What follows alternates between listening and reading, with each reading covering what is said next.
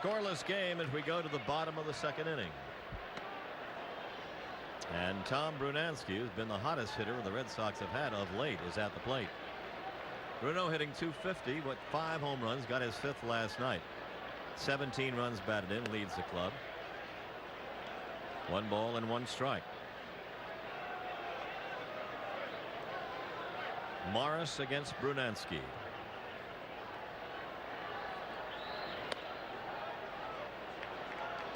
One and two.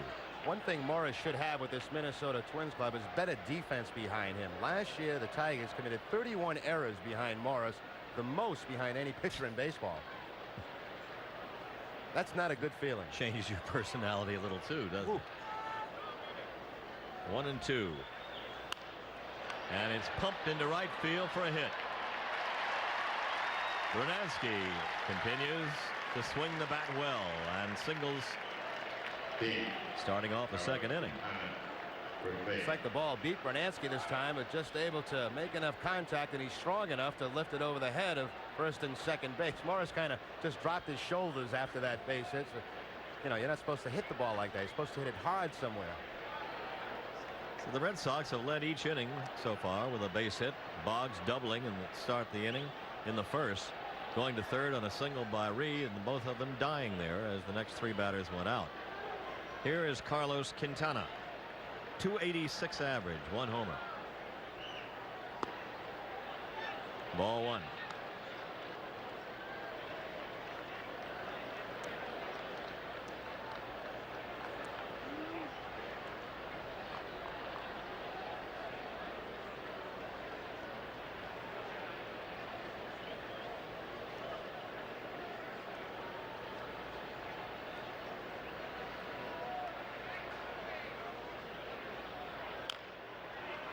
Fouled off. 1 ball and 2 strikes to the cue. Or 1 and 1 rather. Minnesota leaving after tonight. And the Texas Rangers coming in for 4. To be followed by the White Sox next week. Pitching matchups: Tom Bolton against Scott Champerino tomorrow night. Matt Young, Bobby Witt on Friday.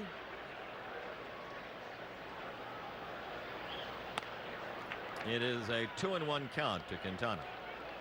Dana Kicker against Kevin Brown on Saturday, and Greg Harris and Kenny Rogers on Sunday. Harris going against one of his old ball clubs. No love lost there, I don't think. No.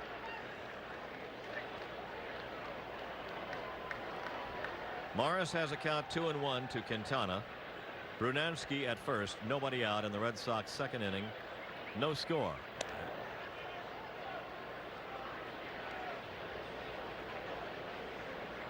Morris has worked some sterling ball games in this ballpark against the Red Sox.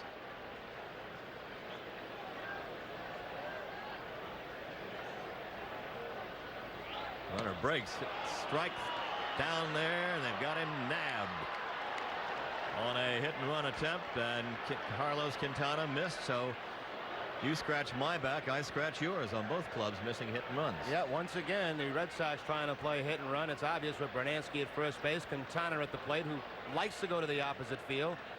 No contact. And good throw by Harper, and Brunansky's going to be a dead duck. Once again, you do not get a good jump on the hit and run. You make sure he's going to the plate. You try not to give anything away. You're depending on the contact, but in both cases tonight, no contact. Knobloch making the play, and there's a base hit following that one. So the Red Sox continue to do that, as do the Tigers, getting a hit after somebody's knocked off the bases. Quintana goes to the opposite field. That's the second hit in a row off Morris, but it's 1 out and 1 on.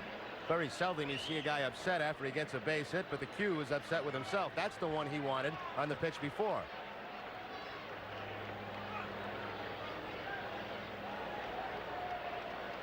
Yeah, that might have gotten Brunansky over to third by now.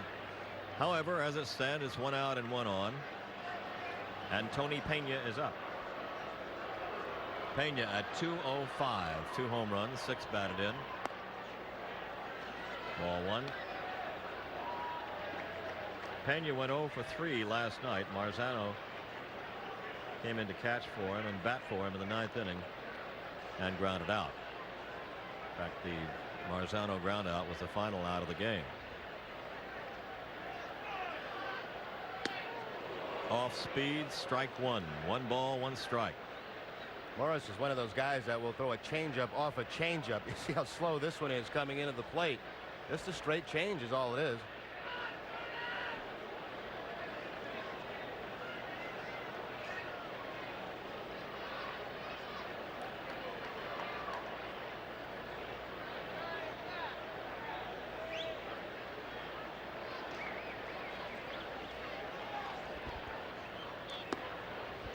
Two and one to Pena.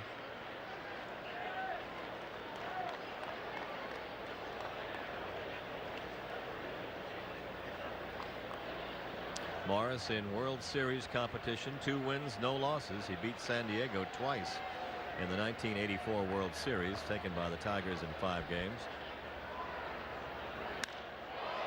To center field, Kirby Puckett drifting. Quintana playing it halfway. There are 2 outs.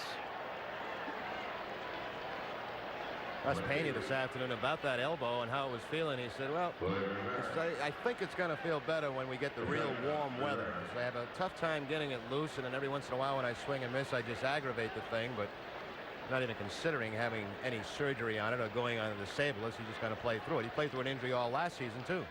Well, that's the way he plays. He refuses to even think about the DL.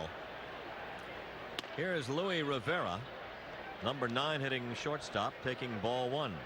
Rivera, 11 hits in 28 times, the times that he has been in there after Tim Naehring started the season at short and then went into a big dip at the plate. We're getting some days off and some time, get Rivera in there, and Luis has responded very well. 1 ball and 1 strike.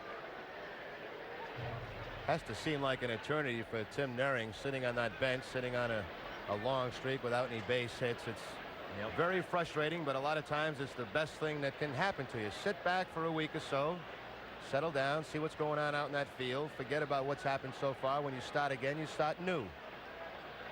This, after all, is early in the season, in his first full season.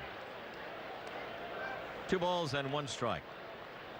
You know, that time seems like a short amount of time to us, Ned, but when you're down in that dugout not playing, every day seems like it's a year. Joe Morgan has said Tim Naehring is going to stay here, not sending him out and breaking him right away. Right on the outside corner, 2-2.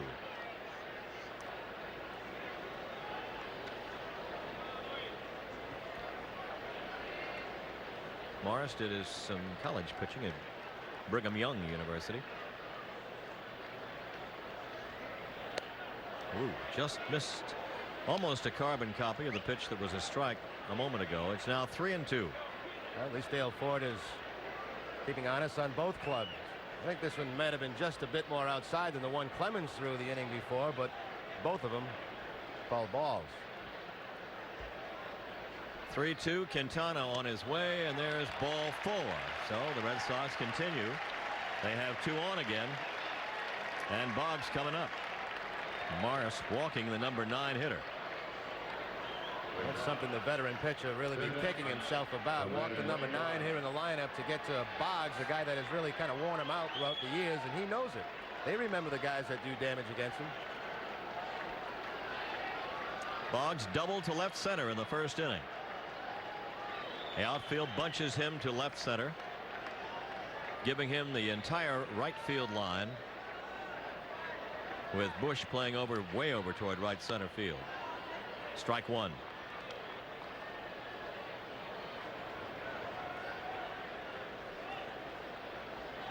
Morris had a tremendous struggle in winning his 200th game last Sunday a week ago against Seattle. He battling 102-degree temperature. He had the flu and wobbled through 6 innings, but he got out of there. He had the lead, and they kept it for him.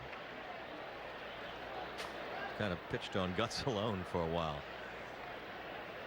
0-1. The forker, and it's down in the dirt. 1 ball and 1 strike. You have to wonder that a guy that's been with one club for so long, the Detroit Tigers, kind of feeling it was for him to do it in another uniform. I know Minnesota's home for him, but somewhere in the back of his mind he had to kind of wish it was in a Tiger uniform. He said it was the hardest thing he had to do was to make the decision to take the free agency and leave Detroit, because that's where his home is now. Really, he makes his home in Detroit. Inside to Boggs, and it's ball 2. 2 balls and 1 strike. 0-0. Bottom of the second. The Red Sox again with a threat. Runners at first and second, and 2 out.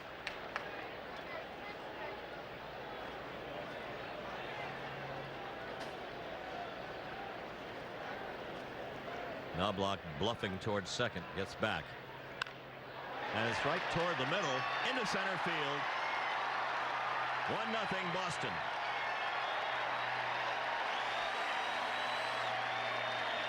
Wade Boggs, ground ball single up the middle, scoring Quintana. And the Red Sox have the lead. Oh, there it is. You want the number 9 guy to get to the leadoff hitter, and he takes advantage of it. Base hit right back up the middle. Now watch how Morris falls off toward first base. He can't make a play on the ground ball. Knobloch and Gagne will just kind of look at each other. Nobody dives to knock it down, and the Red Sox will pick up a run with 2 outs. Tell you, Knobloch, who had been inching towards second base, if he'd kept going that way, he would have had the ball. But if Bullfrogs had wings. So here's Jody Reed up with runners at first and second. Ball 1. 3 hits this inning, and finally the Red Sox get a run across.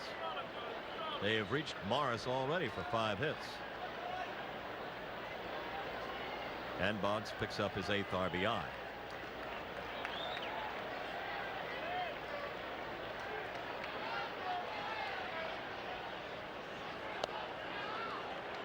Two and 0 to Reed, and now Jody's got the count his way. He singled to right field his first time up. Morris will take a little walk and discuss this with himself. That situation with the man on second base, 2 outs, infield is just trained to get on the ground and try to knock it down any way you can to keep that run from scoring. But I think they were fooled by how close each one was to each other, and they couldn't go into the dive.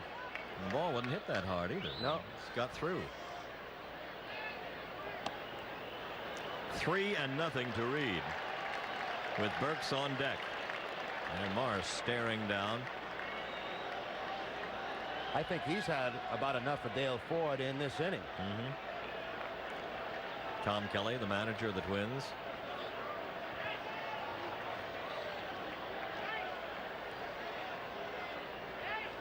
Has been known to make himself vocally known to an umpire.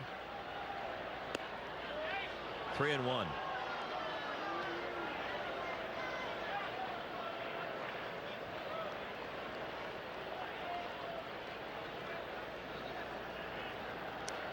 Luis Rivera is at second base. Boggs at first. Now Morris back into the recesses of his office. Will consider things. He's 3-1 now to Jody Reed. He's going to make Reed wait now. He was ready to go. Reed stepped out on him, called timeout. So Morris took a little hike, and now he's going to make Jody wait.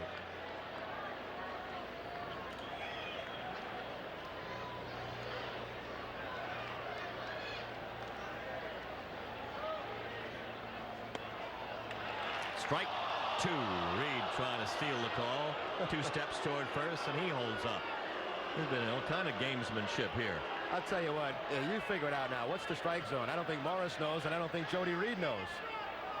3-1 pitch. Looks like it might have been down. Reed's on the way to first, but Ford calls a strike.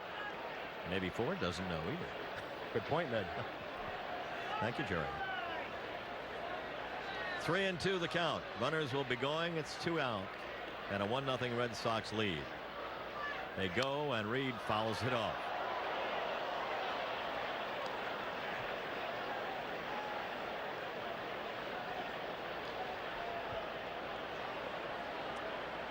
Rivera is at second base. Boggs at first. Moving with the pitch. 3-2 to Reed.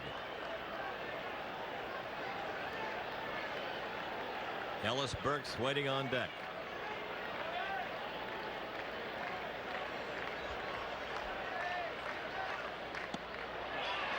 4, and that time it is Reed's call. Bases full. Tom Kelly on the top step of that dugout now, checking Dale Ford out. That's the same pitch he called a strike on, 3-1. Yep. This time it's a ball. And Morris knows it. He's got that ball's painting the corner. He calls it a little bit low, so it's ball 4, and the bases are loaded for Ellis Burks. It had the plate. It may have been called for being low. Second walk of the inning given up by Morris. And Burks takes a strike. Sooner or later you're going to get that strike if you're a pitcher. And sooner or later if you're a batter you're going to get that same pitch for a ball. Bases loaded for Burks. The figures. You see them. High to shallow left center. Who's got it? Kirby Puckett. So the Red Sox leave the bases loaded. They do score a run, but they have stranded 5 in 2 innings, and after 2 they lead 1-0.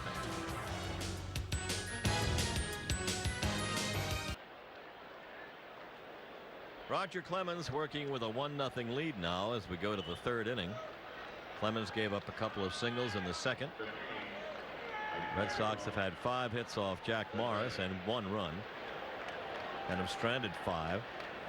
Mike Pagliarulo, third baseman, leading off. Pag hitting .210 with no homers, 2 RBIs.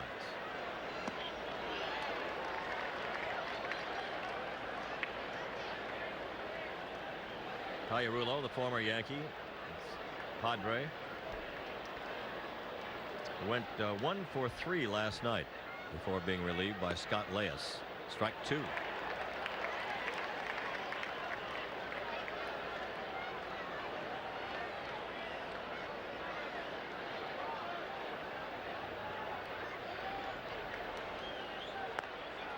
The fastball shown outside, 1 ball and 2 strikes. The gap in left center field on Pagliarulo.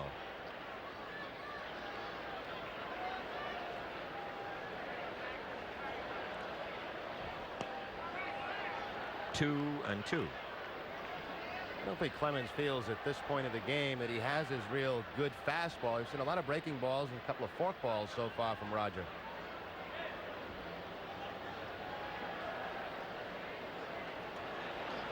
Struck him out. Second one for Clemens. 1 down in the 3rd. First one of the game to Dan Gladden was a fastball that he got the strikeout with. This time it just stays with the breaking ball. A slider to Pags and picks up his 2nd strikeout of the evening.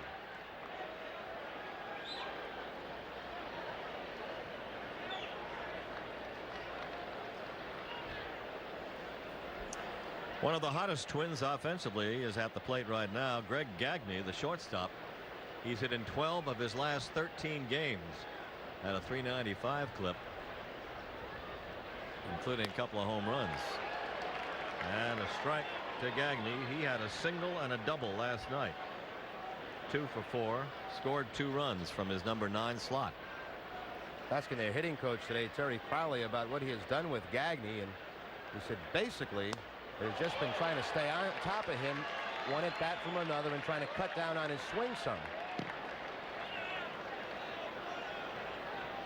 He has a tendency to jump at the ball and jump at a lot of things, trying to pull everything. He's down on the count now, 0-2.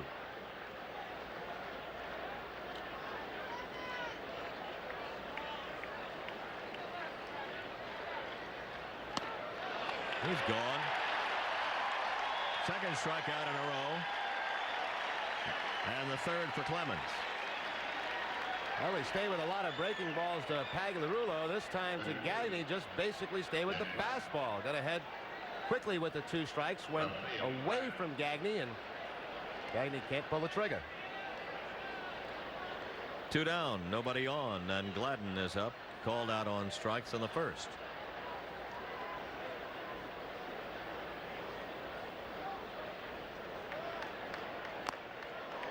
Strike 1, foul tip.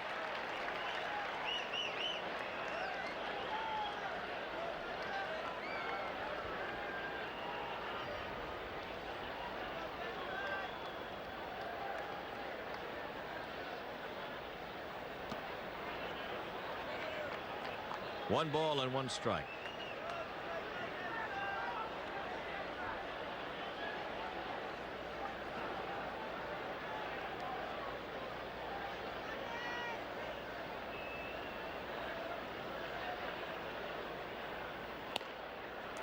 The fastball is up, and it's 2-1. Take a look at the top 10 in the American League in the earned run average category. Of course, Clemens right at the top. We got 4 players from both teams. Tom Bolton, 1.08, Erickson, 1.65, and Kevin Tapani also in the top 10. 3-1. I think the Twins are going to have something, Ned, for a few years to come with Tapani and Erickson and Good young pitching. young Yeah. pitching.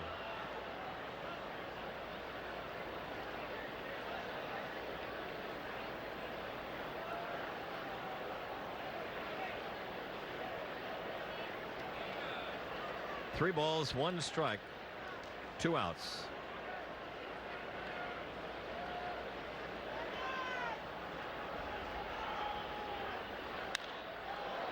And it's to center field, and Ellis Burks.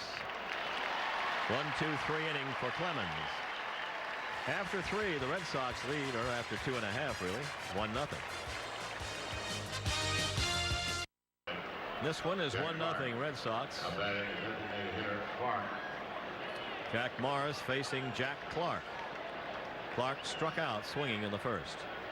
4 for 12 in his career against Jack Morris. Of course, that career was 1 year with the Yankees. Lifted toward right. Randy Bush. So Clark, rather than going full count or long count, goes for that first pitch and flies out to the opposite field.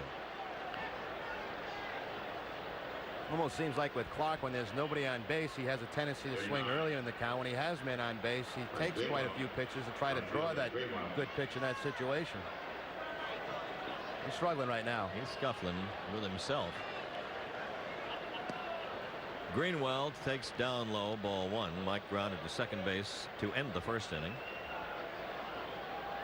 Too shy of 400 in his major league career, and Kirby Puckett is 1 shy of 600 RBIs in his career. 1 ball, 1 strike. You don't see that very often, where a pitch will throw back-to-back change-ups to the same hitter. Morris did that time to Greenwell. I mentioned the first time out, Greenwell very anxious at the plate, and we'll see a lot of the off-speed pitches. He gets more changes than anybody in the lineup, I believe. The Red Sox lineup. 2-1.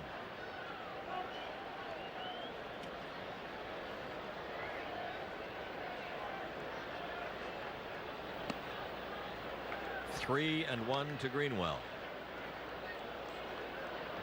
See what Morris does with him here. The 3-1 count. Obviously, as a hitter, you're thinking about fastball. You should be thinking about fastball.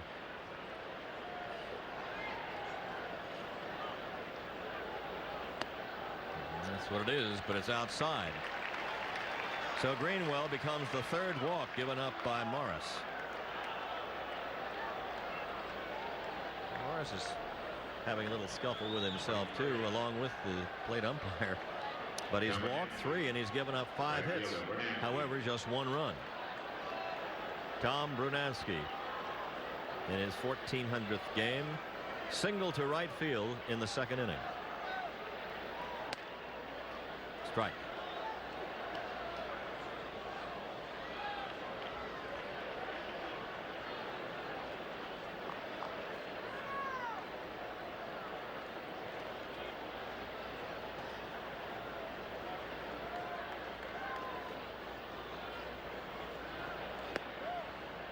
Another one, this time on the inside corner. 0-2.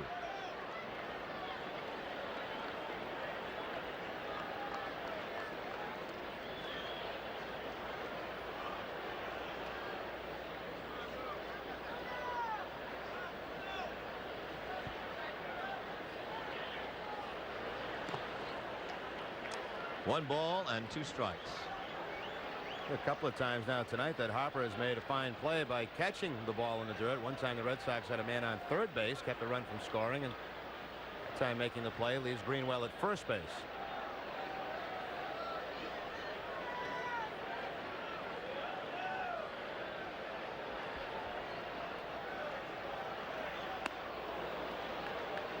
And just inside, ball 2. 2 balls and 2 strikes. Tom Brunansky.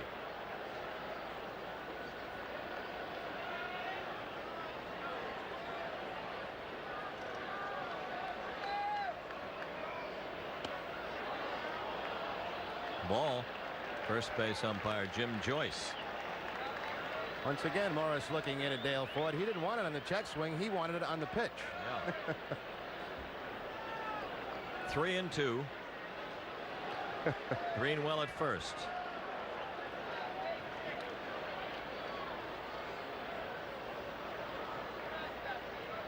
Mike goes, and it's a throw down to second base on ball 4.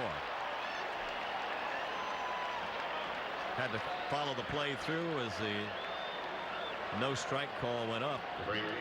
Everybody kind of waiting around home plate. It's a walk. And now runners are at first and second. Not going to be long now before Morris snaps on the mound. He's just about had enough. I hate to keep jumping on the home plate umpiring, but you can see the reaction from Morris especially. Clemens has been able to keep his cool, almost has to. Once again, that looks like a pretty good pitch that time to Bernansky. Yep. Make the throw to second base. Greenwell beats it anyway. At the worst, that was a borderline pitch. Yes. They say too close to take with 2 strikes. Yeah, that's right. Usually one like that, you don't get the call. Here's Quintana, and he pops it foul. Strike 1. Carlos singled to right field after missing a chance to get the hit and run base hit the pitch before. He singled to right, and he scored the game's only run. That was in the second inning. And he has enjoyed home cooking, as you can see by that graphic. 359 at Fenway this year.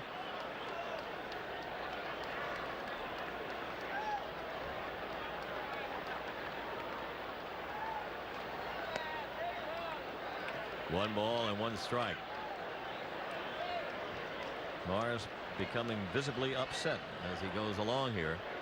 See, this is when umpiring does become a factor in the game, because now he's got Morris so upset. Half his thoughts are on Dale Ford behind the plate, the other half on the Red Sox. So it's you know, starting to get into a groove like that, and you wonder what kind of good pitch do I have to make. I don't want to make it too good. 1 ball, 1 strike, 1 out. And blocked. The runners go, and the throw down there not in time. Wild pitch charge to Morris. Greenwell to third, and Brunansky to second. Maybe that pitch, just a little bit of frustration from Jack Morris. Looks like he tried to throw the forkball, just bounces it way off the plate. Say it's a good thing Greenwell was hustling all the way, because Hopper got on that fairly quick and made it a little closer at third than I thought it was going to be. That throw gets more toward the line and toward fair territory. Greenwell had a chance to be tagged out. But now runners are at second and third for the Red Sox. There's only 1 away, and the infield comes halfway in around second base. Down low for a ball. 3-1 to Quintana. Gagne now right on the grass. He's back about 5 steps, and that's because that position there generally will hold that runner at third base. Plus, he's got a strong throwing arm. Now blocked the same as second. Larkin is wide and even with the bag at first. And ball 4. Bases are loaded. 3 walks in a row, along with a wild pitch by Morris. That's going to bring a meeting with Dick Such, the pitching coach, and maybe some activity in the bullpen for the Minnesota Twins. Nothing at the moment, but it looks like they're starting to stir around a bit. Morris having all kinds of trouble with himself, with the umpire, with 3 walks in succession, with a wild pitch in there, advancing runners to second and third and taking away a double play possibility. Now he's going to face Tony Pena with the bases loaded and 1 out. He got the first man this inning on a fly ball, Clark, and then proceeded to walk the ballpark. You know, I'm kind of surprised, Ned, that you see a little conversation now between Such and Ford. I'm surprised Kelly didn't go out in this situation, because It was more of a time where you're going to settle Morris down a little bit, but also you want to have a little discussion with that home plate umpire. And generally, it's the manager that does that. Well, it's the pitching coach this time that's having the discussion. Right-hander starts to throw in the Tiger bullpen. There's Carl Willis. Carl Willis starting to throw as Pena will face Morris. And the summit meeting is over at the mound.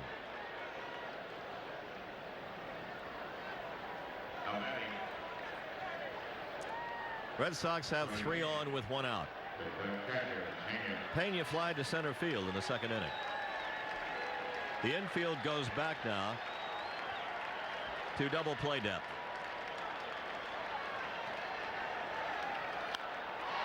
That's a base hit to right field. 1 run scores. Here comes another toward the plate. The throw is not in time. 3-0 Red Sox. Tony Pena.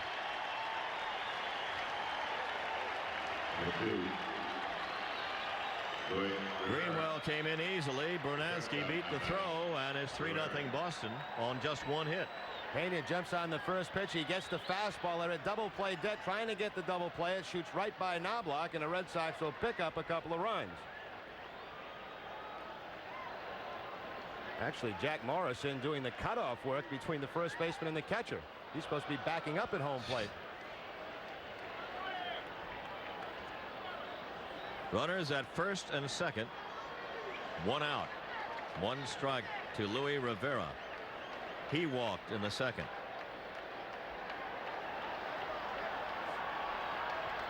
Morris has walked 5 in this game, and they've all been in the last 2 innings.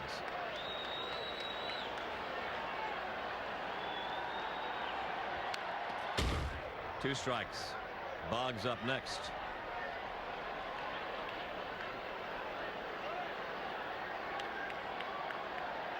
So Roger Clemens, as usual, gets his runs early to work with. Has been doing that. They've been getting him for him, and he's been making him stand up.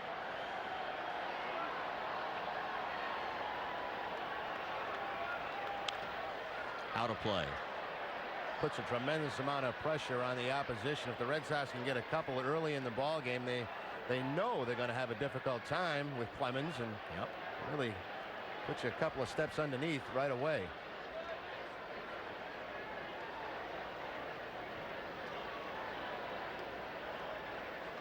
Morris working on Rivera with 1 out.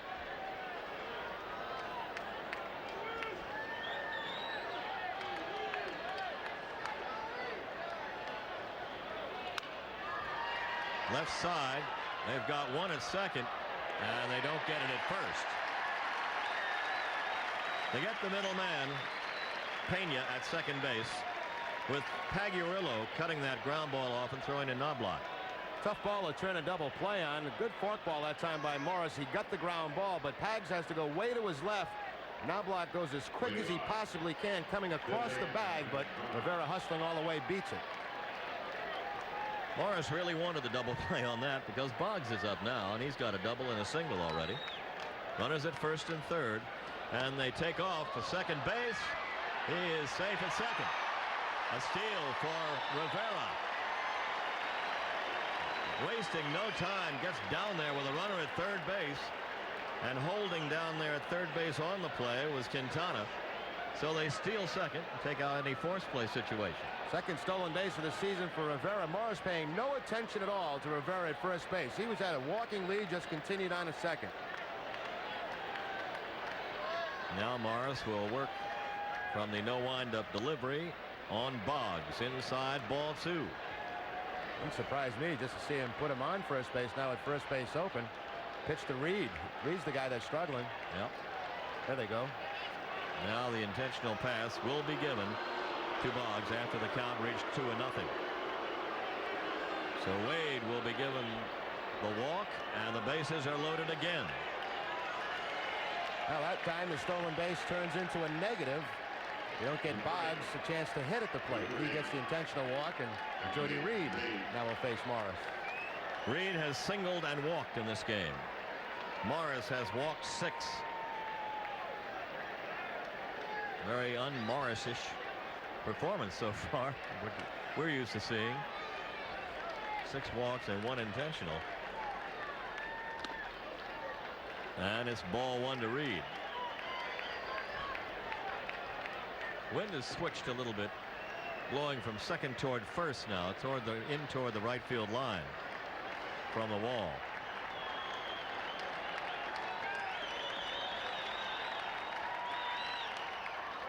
Fouled off. 1 ball, 1 strike.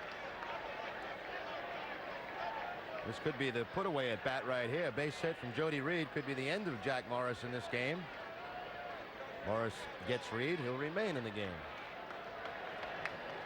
There have been white uniforms all over the place tonight on the bases in these first 3 innings. Red Sox lead it 3-0.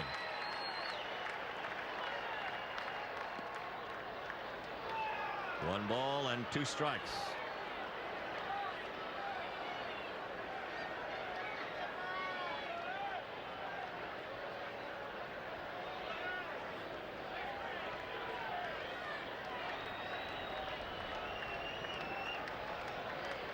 Now that breeze is turned around and is coming in towards home plate.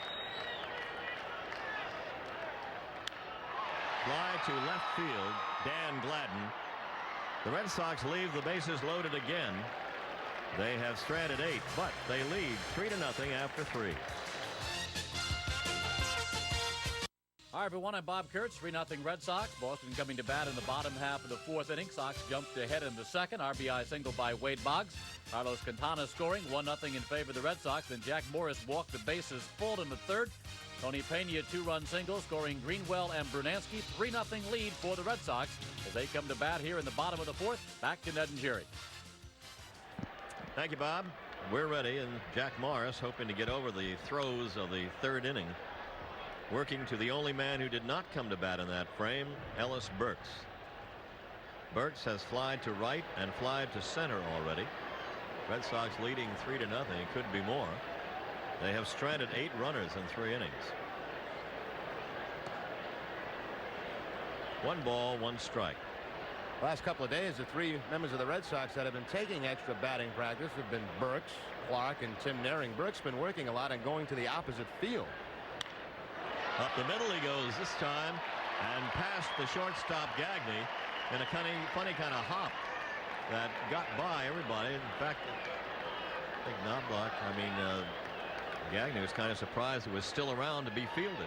Yeah, it looked like it was definitely headed up the middle, and I believe it hit the top of the mound right there, and it bounces up high, and it'll get underneath the glove of Gagne. That's one of the reasons hitters will take batting practice and try to hit the ball the opposite field. So in the game, they're thinking right back up the middle and not pulling off the ball too soon. Burks with a single. He's 1 for 3. Red Sox have had the lead man on in 3 of the 4 innings that they have batted, and have put pressure immediately on Morris. Here is Jack Clark. He has struck out and flied to right.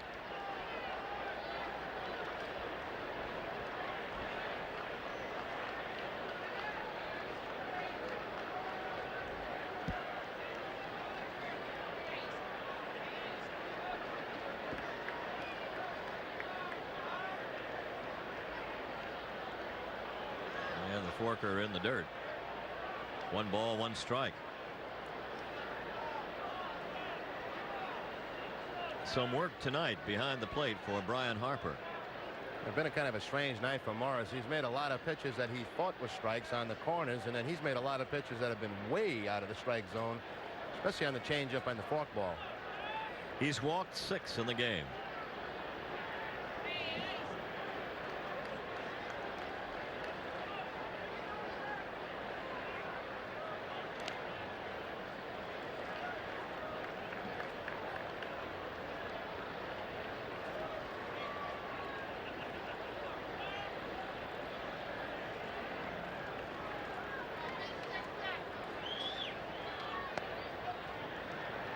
Two and 1. Red Sox have 3 runs and 7 hits, and Minnesota no runs and 2 hits. He did have 97 walks last season. 249 innings. That's a lot of walks for Morris, falling behind a lot of hitters. 3-1. Clearly struggling all through that third inning when he walked 4. Gave up only 1 hit, but it was good for 2 runs. He had the bases loaded. 2 on. Ellis Burks getting back.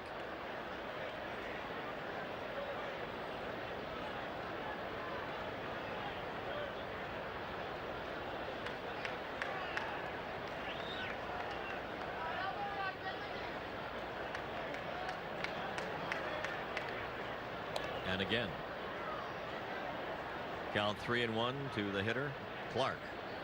Well, Brooks is about maxed out with his lead. Every time he goes back in the first, he has to go into the dive. So he's going just about as far as he can go. He's about a 4.5 step, 5-step lead. Clark hits it very high to shallow right center. Knobloch back. Who's going to get it? Randy Bush, the right fielder. 1 out. A little tricky right now on the fly balls. That wind, as you mentioned, that is shifting around, blowing more toward home plate at times. And outfielders and infielders really have to stay on top of that. Knobloch going back until he hears the outfielder call it off. A late call by Bush. Waits till he makes sure he can make the play, and he makes the catch. 1 down. Now it shifts around left to right. Third toward first. Toward the right field corner. Been a very strange breeze tonight. Been whimsical. Been all over the place. Goes where it wants to, as Mother Nature sometimes has a want to do. Runner breaks and a ground ball, base hit. Nice hit and run single into right field. Burks going to third. Greenwell to first. Burks takes the turn but holds there. For a moment it looked as though he might try for the plate, but he stays at third as beautifully Greenwell hits in the vacated spot with Knobloch going to go to second base. You got to wonder about the coverage out around second base. They have the second baseman covering with the left-handed Greenwell at the plate, and that leaves a wide open hole for Greenwell to hit that ground ball. It's certainly just a straight-out steal attempt by Brooks, but Greenwell gets a pitch he wants, finds the open hole. Now Brooks was going hard. Berardino way down the line holds him up right at the last minute. Again, the Red Sox making a run at Jack Morris. Runners at first and third. 1 out, and Brunansky is up.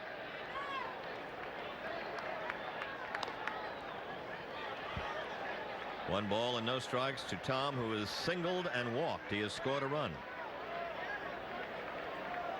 8 hits for the Red Sox now off Jack Morris.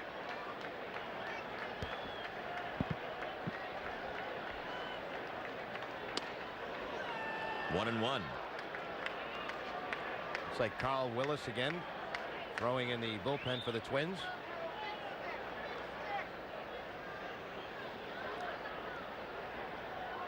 Second time up for Willis.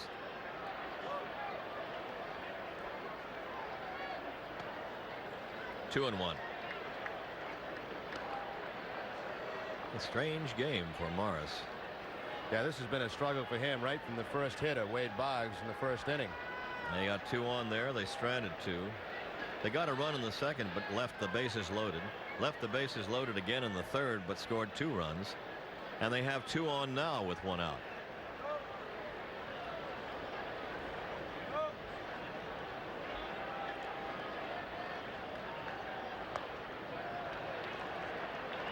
Three and one.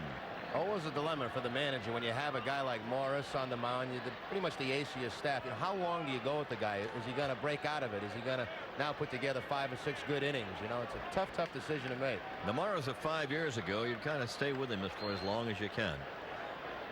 Ball hit high and deep to center field. Puckett back and at the wall. He's got it.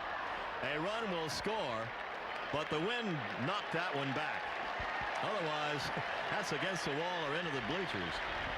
And the Red Sox lead it 4-0. Brunansky with his 18th RBI. For a second, this ball had a chance to reach those center field bleachers, but the job's done by Bernansky. He keeps the ball off the ground, gets it in the air, scores that man from third base with a long sacrifice fly, and stay away from the double play. Puckett all the way back to the warning track to make the catch. Burks will score easily. Greenwell back to first. Got it into a crosswind, and it knocked it back a little bit toward the middle, and Gagne on the bag for the out. The Red Sox do score a run. They leave another one. But at the end of 4, they lead 4-0.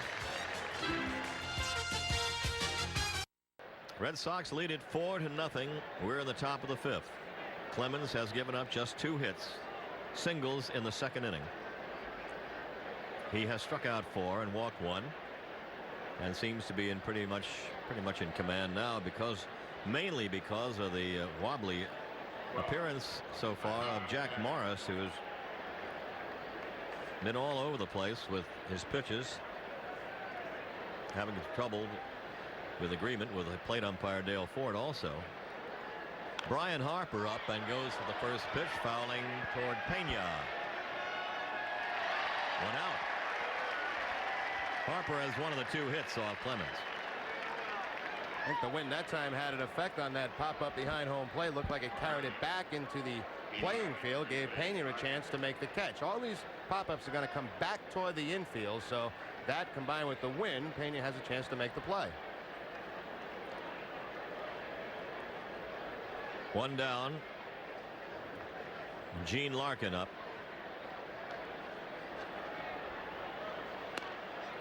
Strike 1. Larkin grounded to second base in the second inning.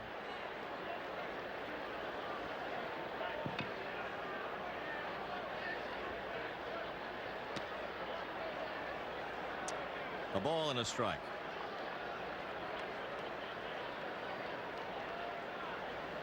Clemens has not had to use that many pitches so far tonight.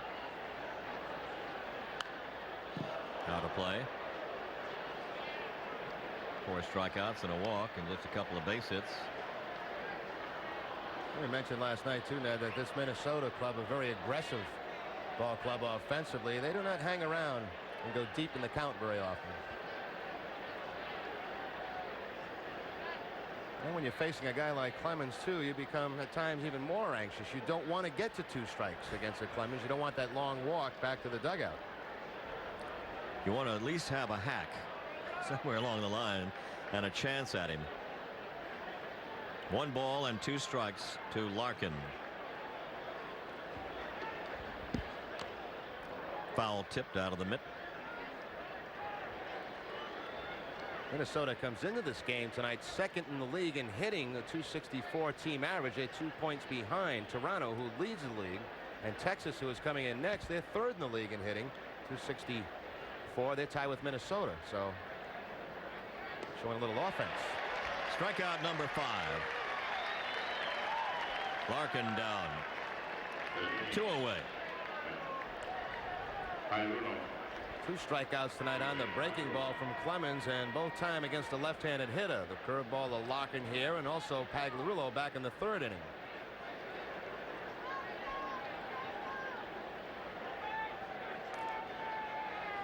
Pagliarulo is up. He went down swinging in that 3rd.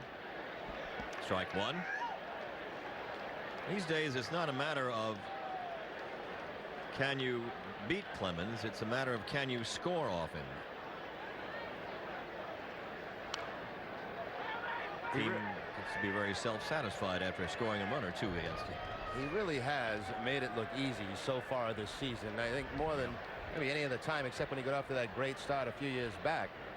I mean, even on the days that he has not had his good stuff, he's still been effective. He's been the dominant pitcher right there. Breaking pitch, 1 ball and 2 strikes to Pag. The whole Red Sox staff lead the American League in ERA 2.74, and the most impressive thing, or one of the impressive things, opponents are only hitting .215 off the whole staff.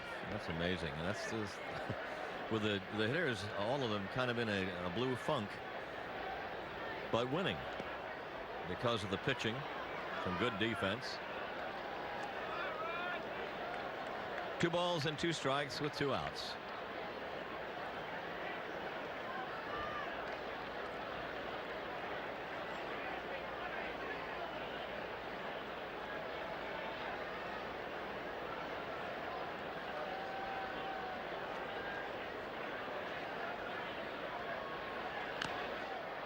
Pagliarulo fouling it back.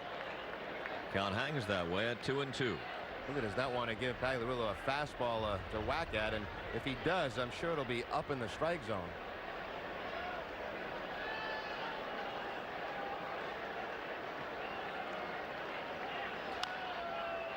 Slowly to Quintana, wide of the bag, feeding to Clemens, and a 1-2-3 inning for Roger. After 4 1/2, 4-0 Boston.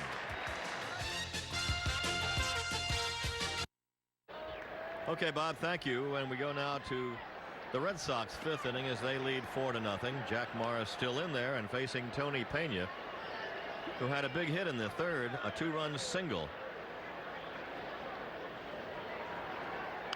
in a 1-0 game at that time. He fouls and is chased and caught by Harper. Brian Harper making the play.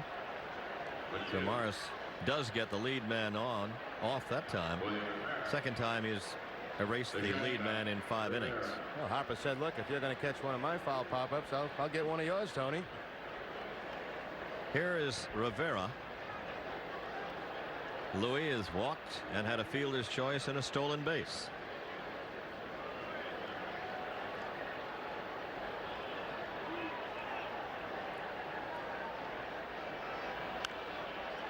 Popped up.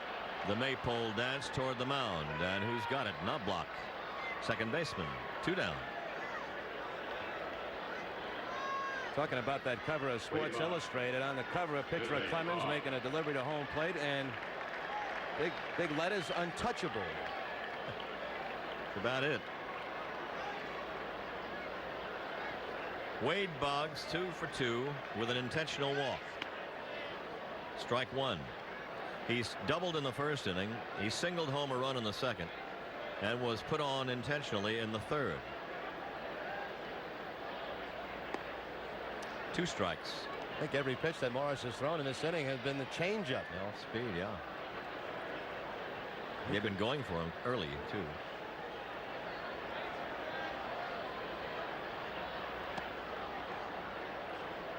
A ball and 2 strikes. Toronto 3, Texas nothing after 5 now at the Sky Dome. They're leading Nolan Ryan. Detroit has already won. Boggs gets his 3rd hit. Rifling one between 3rd and short. He is 3 for 3. Boy, does he have a good time against Morris. Just continues to have excellent at-bats against the right-hander. 3rd hit of the night to go along with the intentional walk. Fastball away, just takes what Morris is going to give him. Slaps the base hit to the opposite field. Tell it's getting much cooler on the field. Morris went in between innings, put on the long sleeve sweatshirt. Boggs at first with 2 out, and Jody Reed at the plate. He is singled, walked, and flied out. That ball is hit toward left, may come back in fair. It does. Down into the corner. Boggs to 3rd base. He is being waved around. The throw to the plate, not in time. The ball gets by, and Reed's going to 3rd. Boggs is down. Runner at 3rd base. Boggs crossed the plate and sprawled down into the grass and is going to limp back into the dugout. 5-0. Right at the end of the play, coming across home plate, it looked like Harper just stuck the foot out and kind of gave a little kick to Boggs. He tripped over Harper. I wonder if he kicks him right when he had those toenails removed. That's going to hurt. Yeah. I'll tell you, Jody Reed did not run on this ball right off the bat. He thought it was going to go foul, but the wind brought it back into fair territory. Boggs was going hard all the way. Bernardino waved him home, and at the end of this play is when you see, watch the foot of Harper now just kind of kick out and trip Boggs. Right there. Oh, he tripped over the plate, too. Looked like he avoided the foot and kind of almost jammed his toe against the home plate edge. Burks is up with Reed at 3rd. Jody will get a double on that and a run batted in and goes to 3rd on the throw. Ball started out foul and was kicked in by the wind into the corner. Thought that was the way it seemed to go, and I'm not sure that Gladden was ready for it because he kind of slowed up down there going into the corner.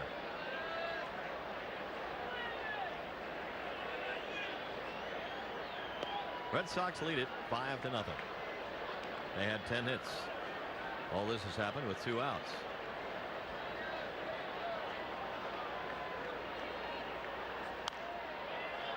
That's out of play.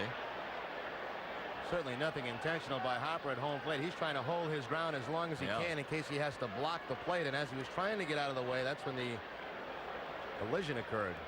Well, that has to hurt, though. Oh, boy. That's bad enough just thinking about having that mini operation. Morris goes to first base. And they're out finally in the 5th inning, but not before they get another run. And after 5, it is 5-0 Boston. Roger Clemens working on another one of his standards. Has a 5-0 lead, and there's something. Not allowed a run at Fenway since the 4th of September last year. Oakland, 36 straight innings since that time without giving up a run at home. They haven't even close. There's a drive, though, deep toward the center field area by Kirby Puckett. That's going to be off the wall. Puckett's going to steam into second base. He's got a leadoff double in the 7th inning. The first Minnesota hit since the 2nd inning. Kirby Puckett gets on top of a fastball that time by Clemens, jumping on the first pitch and driving it off the wall. Kirby likes that high fastball, and he can hit the high fastball. Gets the hands about level with the ball and lifts the ball off the wall. Puckett is what you would call a good bad ball hitter. Yep. Runner at second base with nobody out. That's the 3rd Minnesota hit. Now Chili Davis, he has one of them. He singled to left field in the 2nd and struck out in the 4th. Strike 1. Clemens has fanned 8. He got the side in order in the 6th. If he just came in a little while ago, Boston got 1 in the 2nd, 2 in the 3rd, 1 each in the 4th and 5th off Jack Morris. Kind of a lazy swing by Chili that time, and he's behind on the count 0-2. In the games that Clemens has struck out 10 or more, he has a record of 35-2 in those games with 6 no decisions. So pretty good chance you get a lock on it. Well, he's got 5 runs now on the plus side.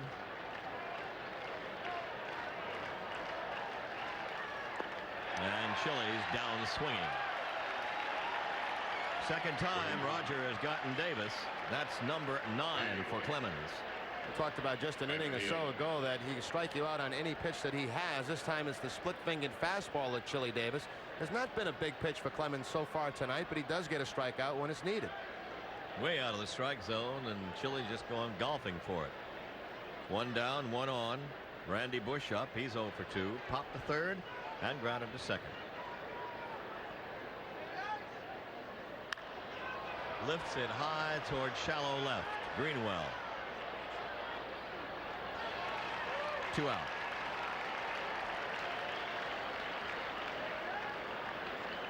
So that leadoff double has really bothered Clemens.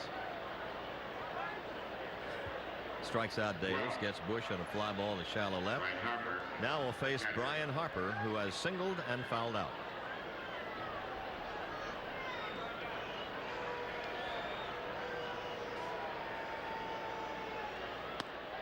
Strike 1. He just put a record on. A tape of calling a strike.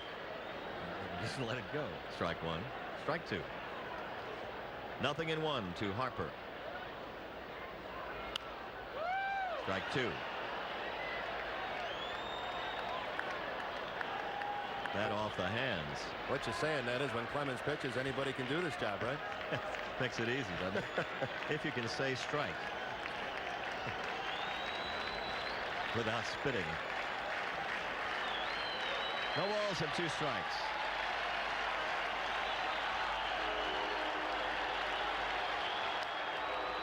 And that's got some blood on it.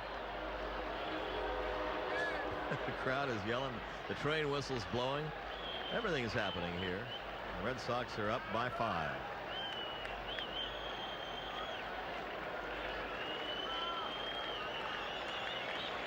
2 outs. Puckett at second base. 2 strikes to Harper. Blocked nicely by Tony Pena. 1 ball and 2 strikes. Now, once again, we've talked about this before, but I mentioned this as a defensive player, you kind of get caught up in watching Clemens, you know, not paying attention to the job that you have to do if you get anything, and you kind of watch his performance on the mound. You really have to keep yourself on your toes to be ready in case you do get something. It used to be the same way playing behind Ryan. You got caught up in watching him when he was having a great game. And you're thinking strikeout a little bit more than ground ball. Right? Exactly. A ball and 2 strikes.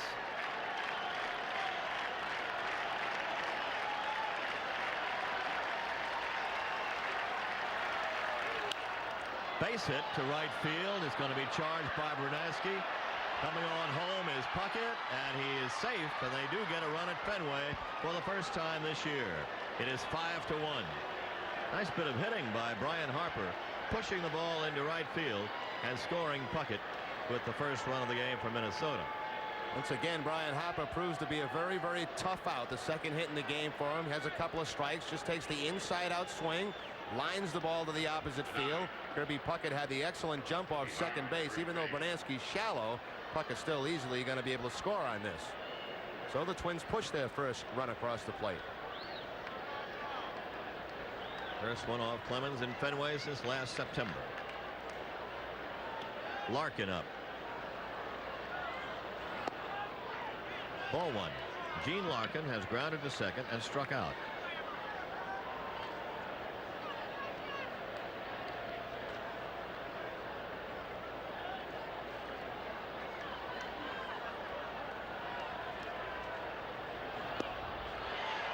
One ball and 1 strike. Ken Herbeck, we were told, has been sent back to Minneapolis to get that leg examined. He pulled a hamstring over the weekend, did not play last night, and not available to play again tonight. Talking about wanting to get into pinch hit and hoping he could hit against Roger Clemens. He said, I like hitting against Clemens, but I think he's something like 188 lifetime. And all of a sudden, the trainer who had said, Martin had said he ought to go on the disabled list. Now they sent him back home. Saw him take batting practice yesterday and doing some light running in the outfield. 2 balls and 2 strikes, 2 outs.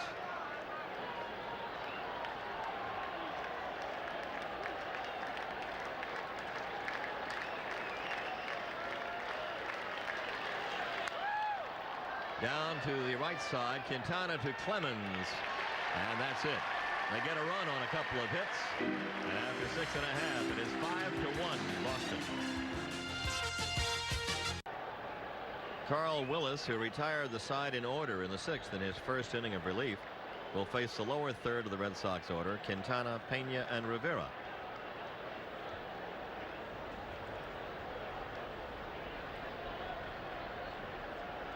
Five runs and 10 hits for Boston. 1 run, 4 hits for the Twins.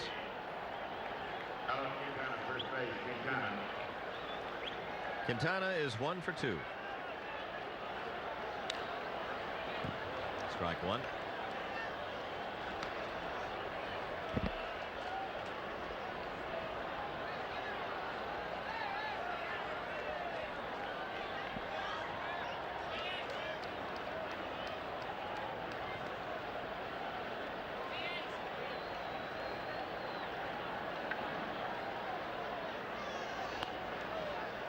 Right on the corner for strike 2.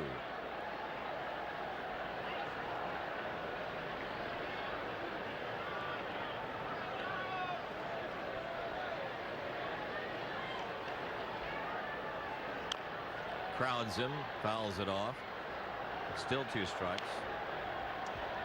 Tomorrow night, it'll be Tommy Bolton against Scott Champerino of the Texas Rangers in the first of a 4-game series with the Rangers. The Nesson game will be on Saturday at 3:05. Base hit up the middle by Quintana. 11th Red Sox hit, and number 2 for Carlos. Well, Quintana continues to watch that average climb. Couple of hits tonight. Had 2 in the ball game last night. Should be close to that 300 mark now. 0-2 pitch, got it up. Willis knew he made a mistake, and Quintana took advantage of it, driving it right back up the middle. And Tommy Bolton tomorrow night goes for his 4th win of the season. He actually has been the number 2 man in the rotation behind Clemens. Remember all the talk in spring training who was going to be the number 5 starter? Right, yeah. Tony Pena is the batter. He's 1 for 2, a 2-run single, and bounces one right near our man with the camera on the first base side. Okay. Little pity pat of the heart there. John Montgomery.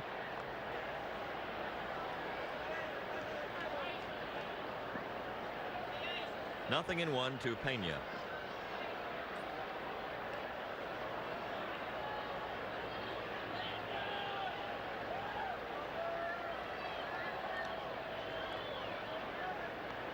With all of this and completely dominating Clemens and Red Sox night, it's still a 4-run game instead of a 7-run game. Red Sox stranding a lot of runners early. To third, Piarulo has it bounce away from him. Will try to first, and it gets by Larkin at first base. Everybody steaming around the bases. He'll end at second and third. On all kinds of trouble in the Twins infield. Piarulo stopping it with his body, a quick recovery, but then a low throw past Larkin at first, allowing the runners to advance. Ball had bad hop written all over it. Right there, it's going to bounce up on Piarulo, but he's able to keep it in front of him and still quickly get the ball to first base. But on one hop, Larkin does not make the catch out of the dirt, and the runners just keep on going. Quintana to third, and Pena to second. Yeah, they score that. It'll be a double error, shouldn't it? I would think so. The bobble and the overthrow to allow the extra base. Third baseman, and he will get 2. 1 on the bobble and 1 on the throw. For 2 errors on Piarulo. Runners are at second and third, and the infield has to come in about halfway. Nobody out. Runners at second and third, and Rivera is the batter. Ball 1. Red Sox hitters always looking toward Berardino at third base. With that man on third base, they know that Morgan likes to use the squeeze play on occasion.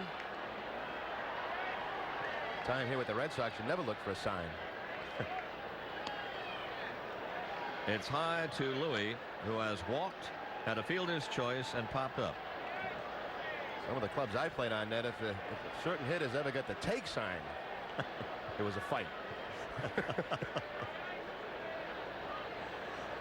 2 balls and no strikes.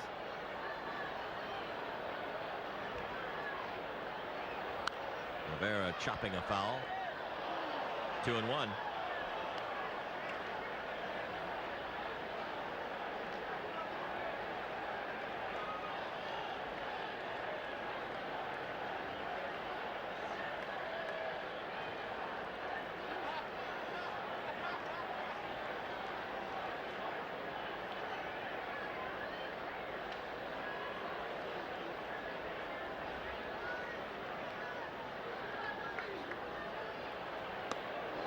Watch out, Louis.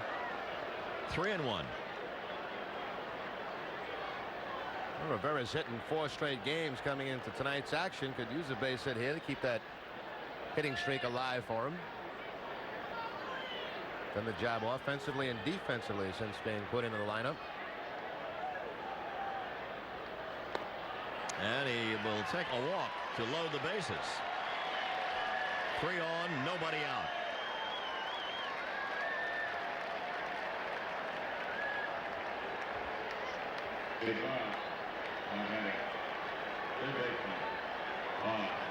Seventh walk given up by Minnesota pitching. Boggs is up. He's had a perfect night with a double, 2 singles, and an intentional walk. He has scored once. He's knocked in a run.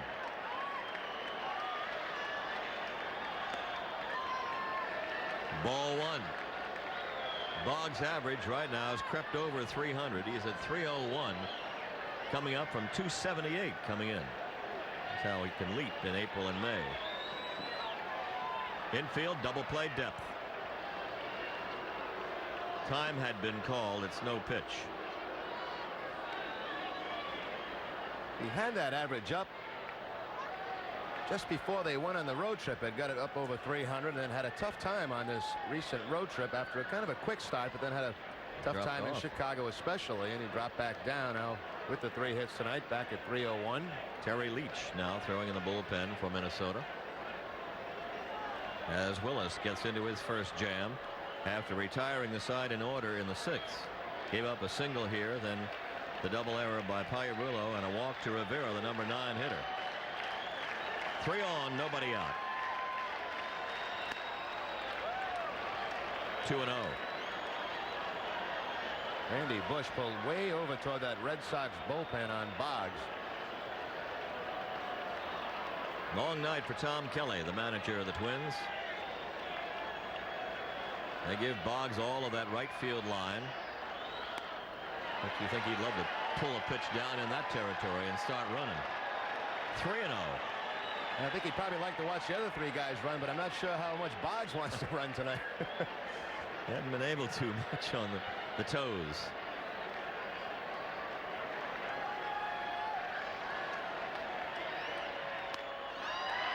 So he'll walk and force in a run. 6-1. RBI for Boggs.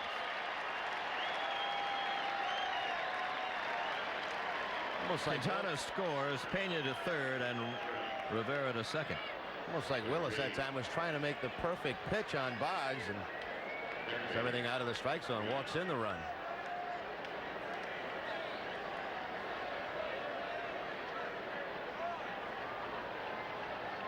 Infield comes in now with Reed up there. Bases still loaded. Ball 1.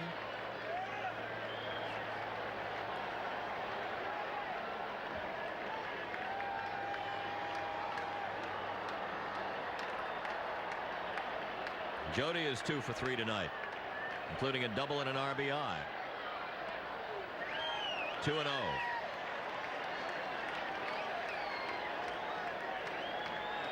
Six to 1, the Red Sox lead in a long, drawn-out, curious game with walks as the main ingredient. Couple of timely hits here and there, and 6 runs. And a mess of men on base. 3-0. Well, he just had an easy time back in the 6th inning, 1-2-3 against the Red Sox, and now just can't find the plate. Red Sox have left 10 on already, and they've got 3 on now with nobody out. 3-1.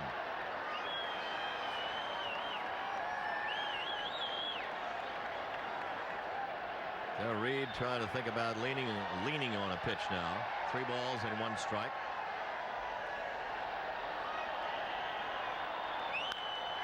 He does lean on it down into a left field corner.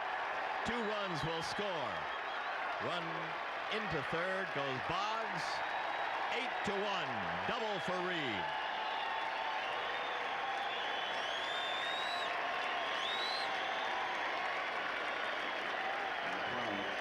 Nobody happier in the ballpark right now than Mr. Reed, I imagine.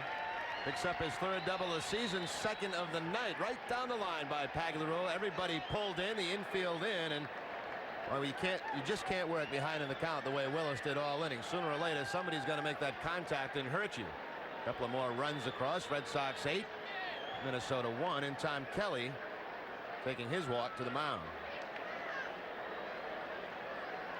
3 runs this inning off Willis, and still nobody out. And Jody Reed, who's been, of course, in the April Blues, getting into the month of May, now has a 3-for-4 night with a couple of doubles and 3 runs batted in. That's kind of like a Jody Reed hit there, too. Right down the line, hit on the ground. How he got so many doubles last season. Not only did he use the left field wall, but he certainly wore out quite a few third basemen. So that's going to be it for Willis and Terry Leach. A kind of almost a submarining side armor will come on to pitch to Burks. And that will be it in a short tenure for Carl Willis after having in 1, 2, 3, 6 innings all kinds of trouble here in the 7th. Carl Willis leaves under fire, going 1 inning plus, getting nobody out here in the 7th. An error hurt him too. Gave up 2 hits, 3 runs. He is responsible for a couple of runners. He walked 1 and he struck out 1. He walked 2 as a matter of fact, and he struck out 1. And now gives over to Terry Leach. For Leach, this will be his 8th appearance of the season. No wins and no losses. A 5.14 ERA. He's given up 9 hits and 7 innings of work. Struck out 2. He's walked 4. Opponents hitting .290 off the sidearm right-hander. Actually kind of a submarine type pitcher. Comes from down under. Last time he worked was in that Milwaukee series over the weekend. Pitched an inning against the Brewers. That was something for the Red Sox fans to cheer about tonight. The offense putting some runs on the board. They're getting the fine pitching from Roger Clemens.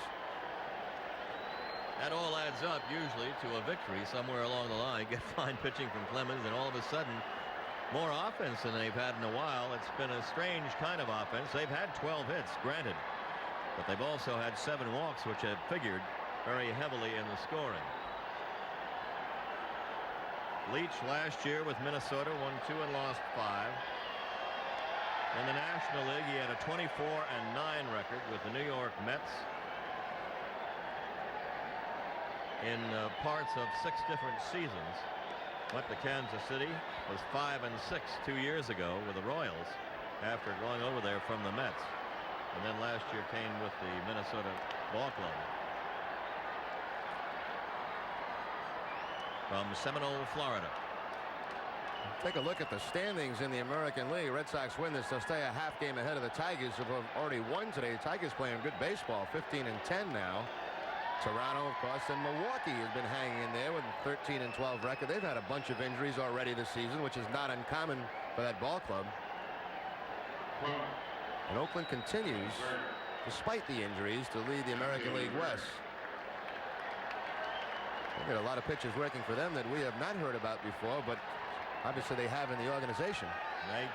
They have stockpiled those people in that organization. They came up there and they had everybody hurt at the start of the season.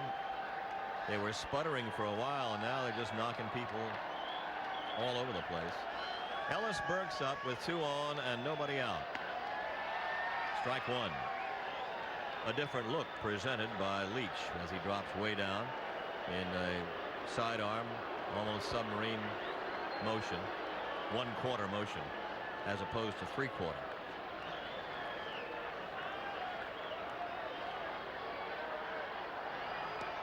1-1 to Burks. Ellis is 1 for 4 tonight.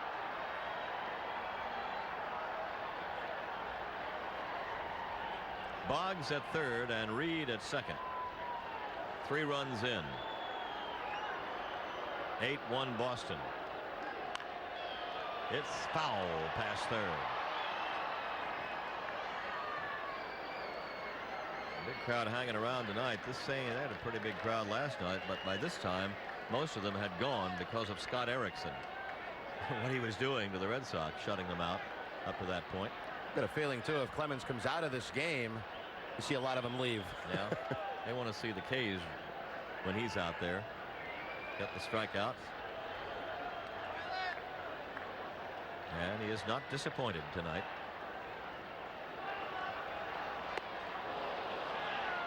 Burke's trying to chase it across the plate, and he is out of there. 1 out. This looks like Burks knew that he had gone for the pitch. He took a step back toward home plate when they checked, but first base umpire Jim Joyce calling Burks out. Hey, look at the top 2 guys in the Red Sox lineup tonight. Boggs been on base 5 times. Jody Reed on base 4 times. They're getting plenty of production from those 2 spots. Reed has knocked in 3. Boggs has knocked in 2. Boggs has scored 1.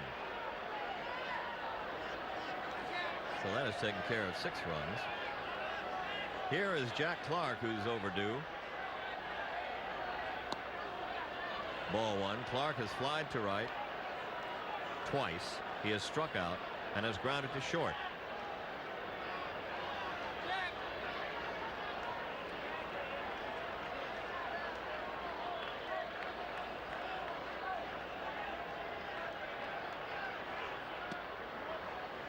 1-1 to Jack, who is obviously struggling. Has picked up 6 RBIs since his grand slam in Toronto on opening day. And right now would like to pick up a couple of more. They're in scoring position for him.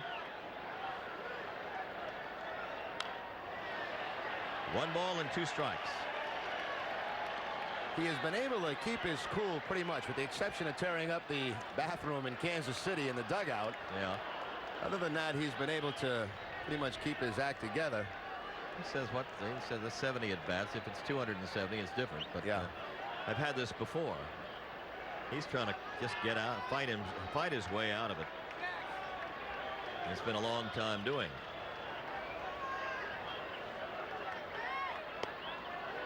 Two and 2. Seen an awful lot of that too. Some stuff on the outside part of the plate, mostly breaking balls.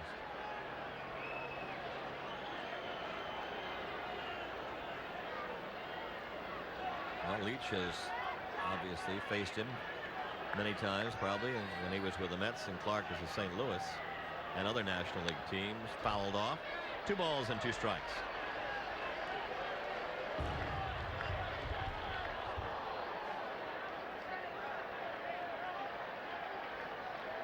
Wade Boggs gimping around at third base, and Jody Reed is at second. 1 out. A bunch Clark to left center. Strikes out. And he's 0 for 5. Second strikeout in a row for Leach since coming in. Again, a tough night for Jack Clark at the plate. 2 strikeouts the first inning against Morris, and now Terry Leach gets the strikeout. Fastball this time. Pretty good one to hit too. 2 strikeouts now with Leach with men on second and third. Now it's Greenwell up. Mike is 1 for 3.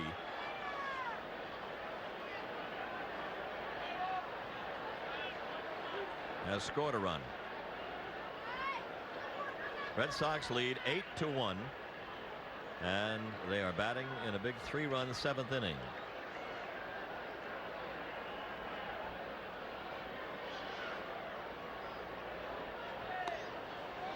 Ball 1. And the Red Sox have some throwing going on. Like Tony Fawcett's out there now. Fawcett's throwing in the bullpen for Boston. Whoosh. Strike 1. It's kind of strange, but here's a case to score 8-1. If the score was something like 4-1, there's no way they'd be pitching to Greenwell right now. They'd intentionally walk him and take their chances with the right-hander, Bernansky. Tony Fawcett.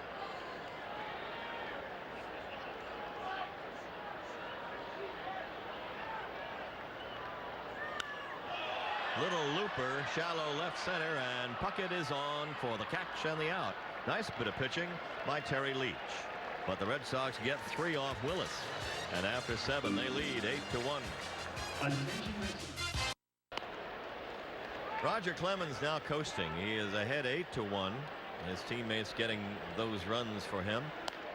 And this is what he has done on his side of the mound in 7 innings. 1 run, it's earned, 4 hits, 9 strikeouts, and just 1 walk.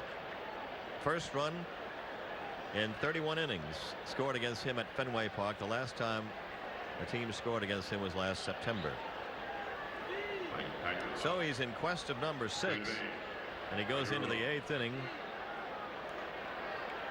facing Payarolu. That's the 2 main men in the bullpen there for Minnesota. Aguilera, Bedrosian just probably getting some throwing in. Punched foul by Pag. Payarolu is struck out and grounded out.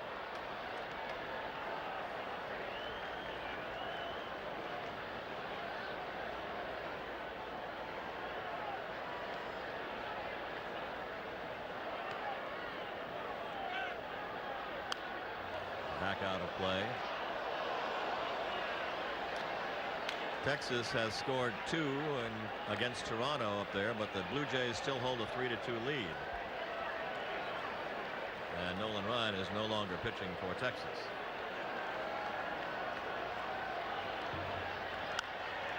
Pag down to Quintana. And again, that combination of Quintana and Clemens connecting. One away. That's twice they've connected on Pagliarulo. They connected on Larkin last inning. Pag shaking his head on the way back to the dugout. He got a mistake from Clemens. He got a breaking ball that he left up around belt high, but still, but not able to make the good contact. Get the ground ball at first. And you're right there. Those two guys have been busy over there, the Q and Clemens. One down. And Al Newman is batting for Greg Gagne. Newman, the switch hitter, came in and got a pinch single last night.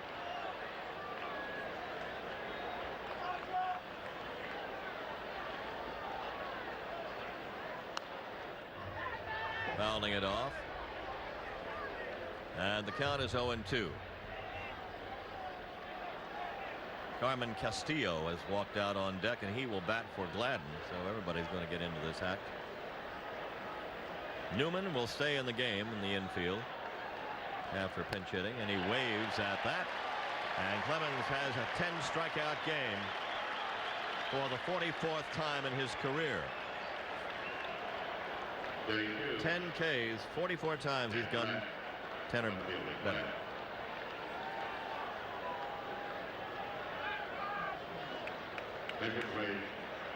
Carmen Castillo now batting.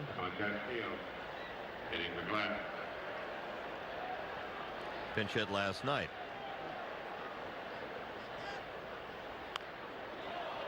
And a little tapper, and it's going to be this time the Q will play it alone. And Clemens has a rocking chair inning again. After 7.5, it is 8-1 Boston. Randy Bush has moved from right field to left field for the Twins. Shane Mack is now the center fielder. Mack is in center field.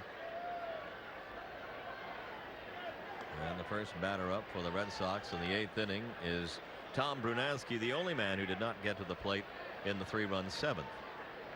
Carmen Castillo is playing right field for Minnesota, and Al Newman is at shortstop. And a drive backhanded at third base by Pagliarulo. Nice play by Pag on a scorcher by Brunansky, which was headed toward the corner. Hey, Brunansky's got the bat going pretty well right now for himself. Hitting the ball hard, got the sacrifice fly when he needed it. Fine play by Pags at third base. The quick reactions. Fastball inside, whips it out, but Pags one step, the crossover step. Goes into the dive and makes the play. Takes a double away from Brunansky. Carlos Quintana is the batter. He's got a couple of hits tonight, 2 for 4. Leach fires for a strike. Carl Willis went 1+ innings, gave up 2 hits and 3 runs, 2 of them earned. He walked 1 and he struck out 2.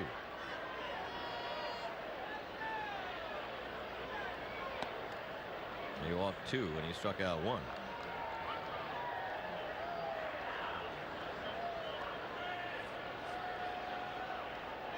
Leach, the third pitcher used by Minnesota. Jack Morris started, went the first 5 innings and gave up 10 hits and 5 runs. The breaking pitch is outside, and it's 2-1. Milwaukee has tied up the White Sox 1-1 in the 7th now at Chicago. Greg Vaughn has homered. That is Vaughn's 7th home run of the season.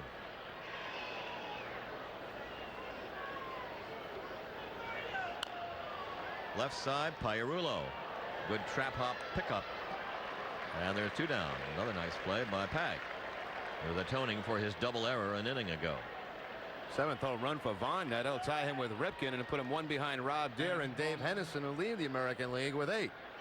And Pag's busy down at third base here in the bottom of the 8th. That time gets the short hop and makes the off balance sidearm throw to first base to get Quintana. 2 down in a hurry, and Pena 1 for 4. Big hit. 2-run single in the 3rd inning. At that time made it a 3-0 game. It was a 1-0 game at that time, and looks as if maybe Morris might get out of it, but gave up the hit to Pena.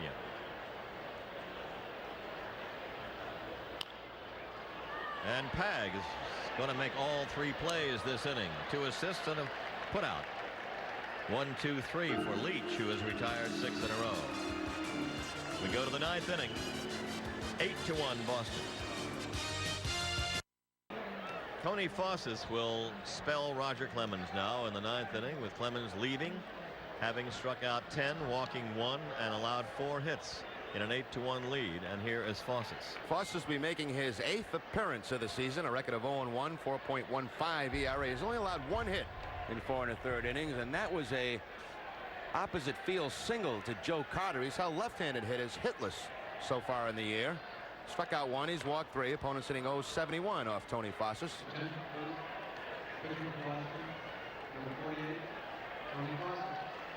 So he's getting some work here in the ninth inning against the Twins, who have been outmatched tonight by Roger Clemens and the Red Sox. The Pawtucket Red Sox won tonight 7-2 at Tidewater, the Mets Farm Club. 7-12-0 for Pawtucket, 2-6-0 for Tidewater. Mike Gardner was the winning pitcher.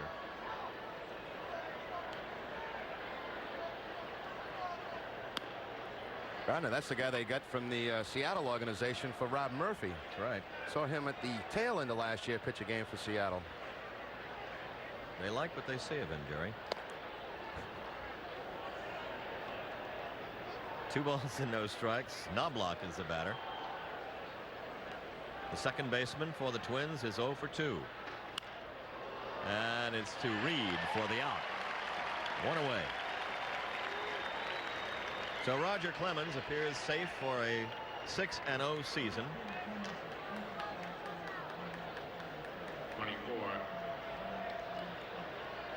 25,134 the attendance tonight. And they've been having fun. Fawcett working to Shane Mack, who belted a 3-run pinch hit home run last night. That was off Joe Hesketh. Kind of put the game out of reach at that time, made it 6-0, and they went on from there.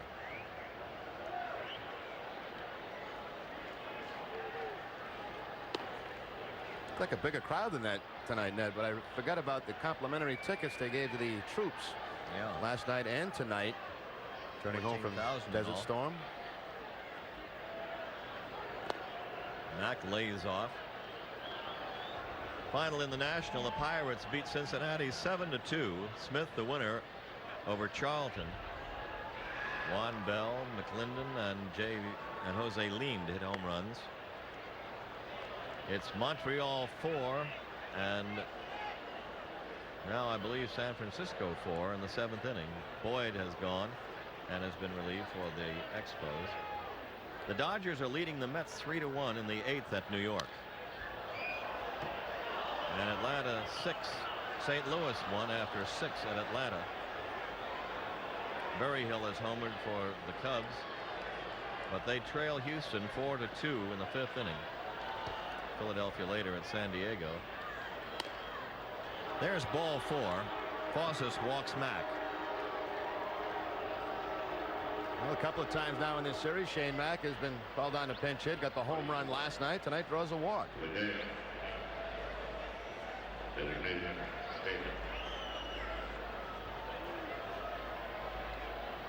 Here is Chili Davis. 1 for 3 off Clemens, but with 2 strikeouts.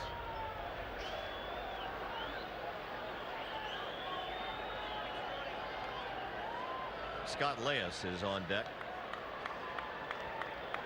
And should he get the chance, he will bat for Bush. Runner at first, 1 out.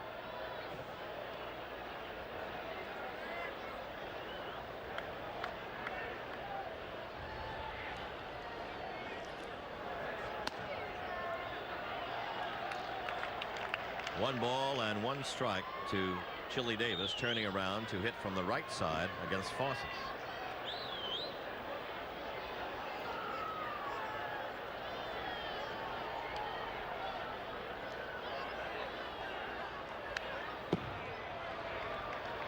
One and 2. So we've had 2 blowouts in effect, really, in these 2 games with the Twins after some close activity out there in Minnesota, mainly the 1-0 game that Scott Erickson pitched against Greg Harris in the Boston Red Sox. 1 and 2. nubbed. Fosses with it to Quintana. 2 outs and Mack to second. Well, Red Sox put on a pretty good show when they're the only show in town for one night. Tomorrow again you get back to the basketball, the hockey, and the baseball. Yeah, last night was kind of a, well, it was a complete washout for Boston athletically. And one thing, it was a haven for call-in talk shows, that's for sure. Sure. 31. Just one little loss and see what happens. Scott Leyes batting for Randy Bush. Leyes, an infielder.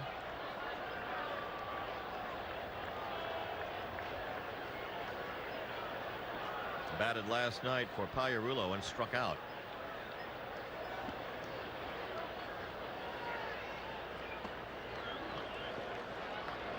Two balls, no strikes.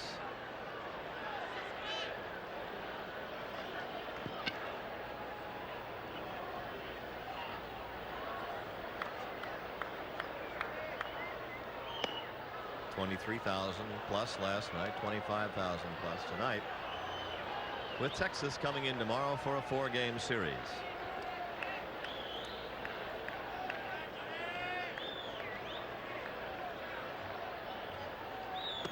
And the Upper Deck Baseball Hero Series old timers game on Saturday. Nesson will carry that one, and then the regular game with Texas will start at 3:05 on Saturday. Nesson carrying that activity.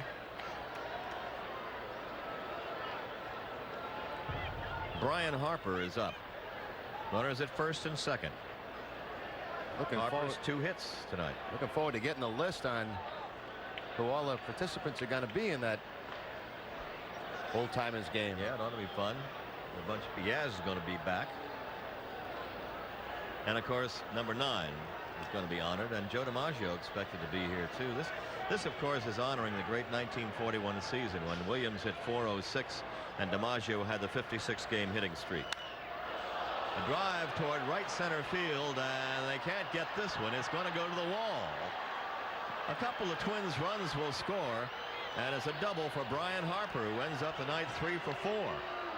So he's had a good night, singly anyway, and the Twins now trail 8-3.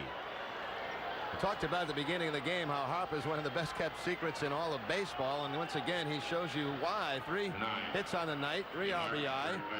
Bernansky playing fairly shallow in right field. He knows Harper well from the time that he played with him, and this time he fools him, goes over his head all the way to the bullpen, and the Twins will pick up a couple of runs here in the 9th. So the walks hurt Fosses, both of them scoring, and the batter now is Larkin. And Bill Fisher is coming out to talk to Fosses and say, let's finish this. Don't fool around and fiddle around, give the walks and get people on base. It's 8-3. Red Sox lead it. It's like Jeff Gray now has started to loosen up for the Red Sox. When is he not loosening up for the Red Sox? Almost every night or day Jeff is out there throwing. He's been very busy, Jeff Gray. 13 appearances already this season for the Red Sox, 1 behind the league leader Paul Gibson, who's been busy for Detroit. Hey, their bullpen over at Detroit's been doing a great job.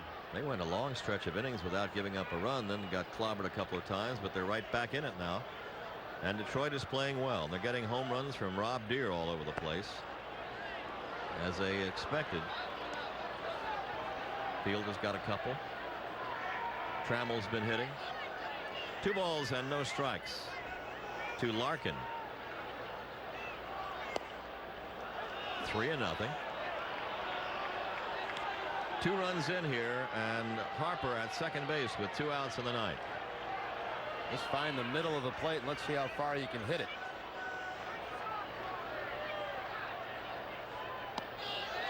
Walks him. 3 walks this inning given up by Fosses.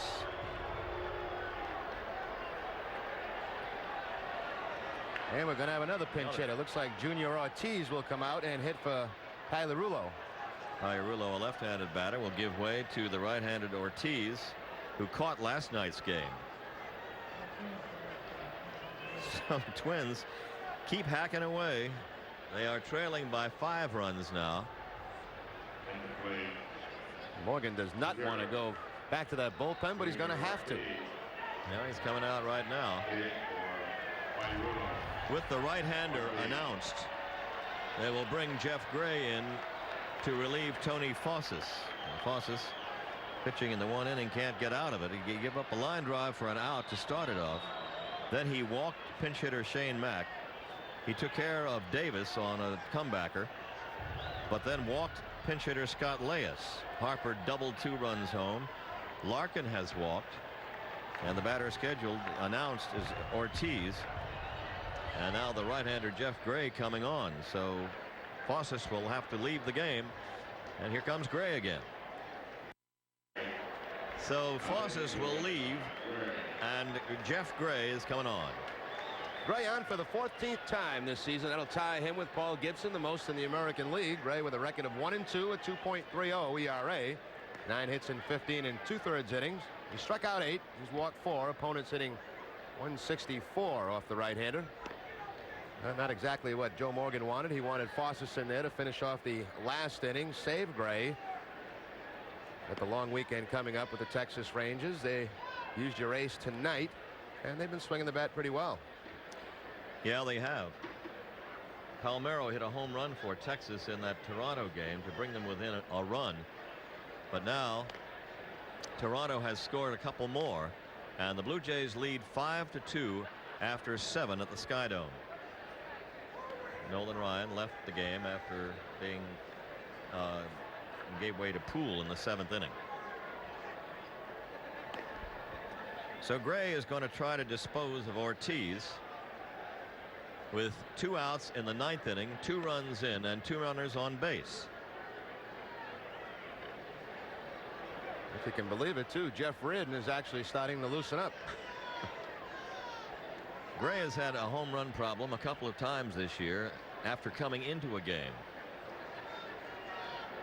Ortiz is not the home run type. He's a 207 hitter, no home runs, 3 RBIs. One positive thing is Dan Gladden is out of the lineup. Yeah. On deck hitter will be the switch hitter Al Newman. As you see Reardon. Ortiz with the open stance at the plate, and Gray trying to nail it down right now. Hits a ball.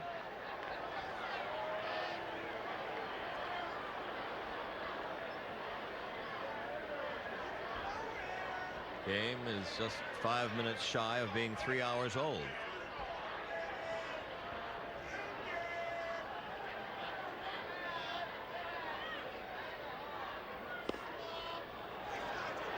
Two and 0. Now Tom Kelly, for the 2nd night in a row, has now used all his bench people with the exception of Herbeck, who's not available. Yep. This team forever should they tie it up. 8-3, Red Sox lead with 2 outs.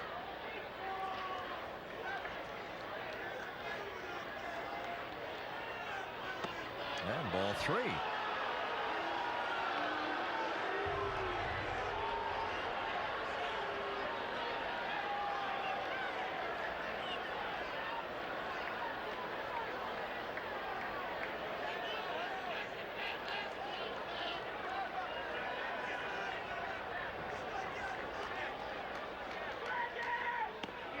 Strike. 3-1. Ortiz trying to get that walk. The main thing the Twins have to get is base runners at this point. They want to make a stirring comeback. 3-1. Not a happy pitcher right there.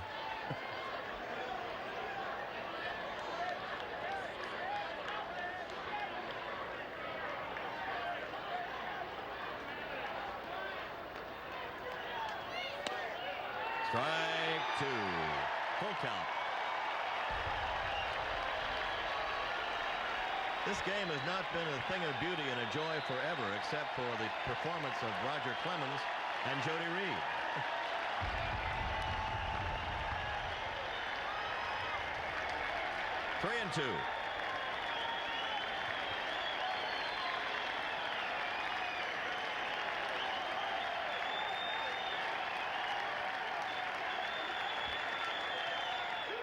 Down it goes to Quintana, and this will do it as Ortiz reached for ball 4.